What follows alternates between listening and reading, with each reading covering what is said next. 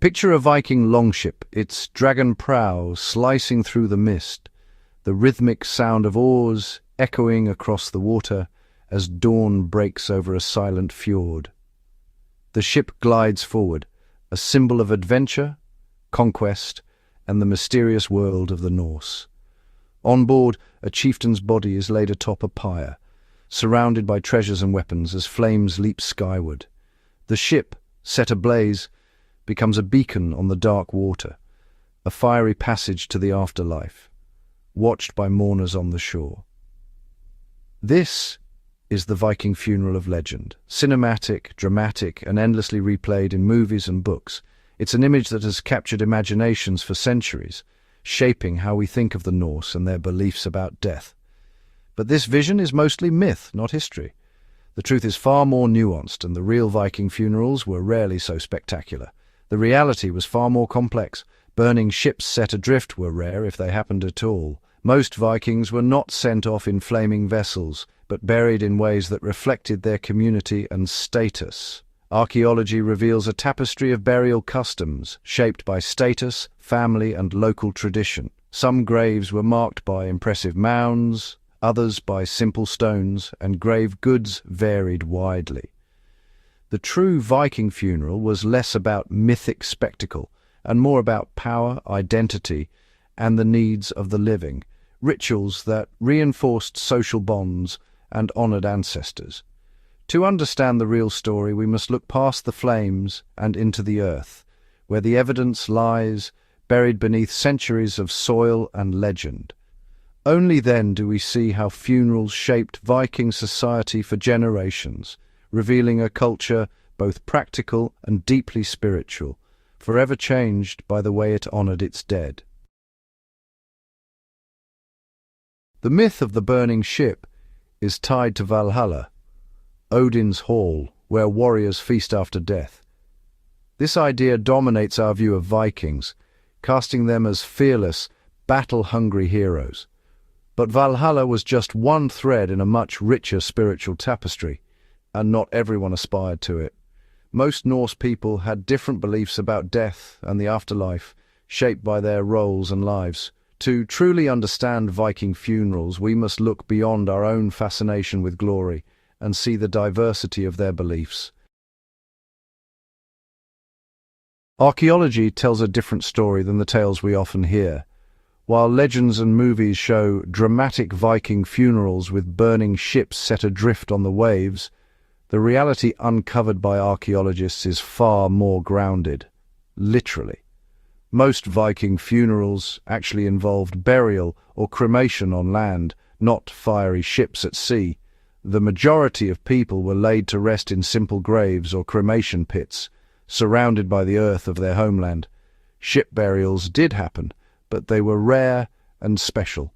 Instead of being set adrift, the ship was carefully buried under a mound, creating a lasting monument that would stand for generations. These grand burials were reserved for the elite, chieftains, warriors, and those of high status. The mounds marked power, territory, and the memory of important individuals within the community. The famous account of Ahmad ibn Fadlan describes a chieftain's funeral, a ship on land, ritual sacrifice, and a mound raised over the ashes. This vivid description has shaped our imagination, but it was not the norm for most Vikings. Ships were too valuable to burn lightly. For most people, burial meant being laid to rest with symbolic goods or within stone ship settings, arrangements of stones shaped like ships, connecting them to their seafaring culture.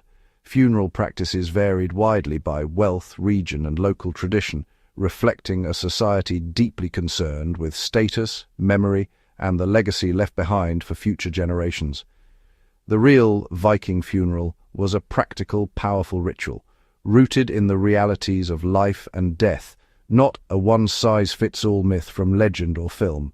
In the end, it is the earth, not the sea, that holds the truth of Viking funerals, preserving their stories for us to discover centuries later. Norse beliefs about death were far more varied than just Valhalla.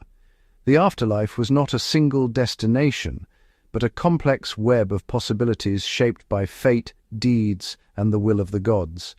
Death, for the Norse, was a journey with many potential outcomes, each reflecting the values and fears of their society. Warriors might go to Valhalla or to Freyja's hall, Folkvanger, but most people expected to go to Hell, a neutral, shadowy realm. Hell was not a place of punishment, but a quiet land where the majority of souls found rest, watched over by the goddess Hel herself. For many, the grave itself was a home, with spirits lingering as guardians or, if angered, as threats. The dead could protect their descendants, but they could also become restless if neglected or wronged, returning to trouble the living. Offerings at burial mounds honored ancestors and kept their favor. These gifts, food, weapons, or jewelry, were tokens of respect meant to ensure peace between the worlds of the living and the dead. The fear of the Draga, the restless dead, meant funeral rites were as much about protecting the living as honoring the dead. Rituals and charms were used to keep these spirits at bay, safeguarding the community from supernatural harm. Viking funerals negotiated with many kinds of afterlife, not just the glorious halls of gods. Each burial reflected hopes for peace, protection, and a continued bond between generations. Their rituals reflected a world where the dead remained present, shaping the fate of the living. Ancestors were not forgotten. They were honored, feared, and consulted, woven into the fabric of daily life. The funeral was a bridge between worlds, divine, ancestral, and earthly. In every rite, the Norse sought to maintain harmony, ensuring that the journey beyond the battlefield was as meaningful as life itself. Viking funerals were public spectacles, designed to display power and secure succession. The scale of the ceremony, mounds, grave goods, feasts, and sacrifices, advertised the family's wealth and legitimacy. Rituals bound the community together, while sacrifices and poetry reinforced the heir's right to inherit. Burial sites were chosen for visibility, marking territory and lineage for all to see. Each funeral was a political act, ratifying the transfer of power in a world without written wills. The living used funerals to cement their place in society and warn rivals. Honoring the dead was inseparable from securing the future. The funeral was as much about the living as the departed. Grave goods were tools for shaping memory and status. Weapons, jewelry, and household keys told the story of the deceased's role and the family's wealth. Runestones raised in public places proclaimed lineage and inheritance for all to see. Animal sacrifices, especially horses, were extravagant displays of power. These elements worked together to create a lasting narrative, defining identity, securing legacy, and reinforcing social order. In the Viking world, reputation was survival.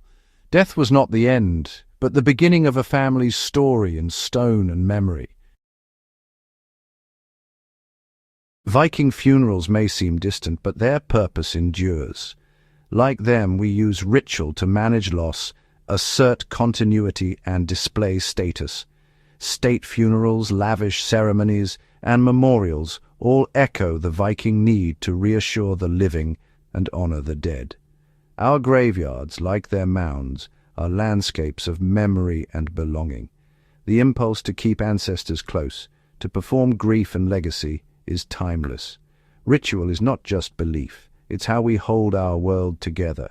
The echoes of the Viking mound still shape our own traditions.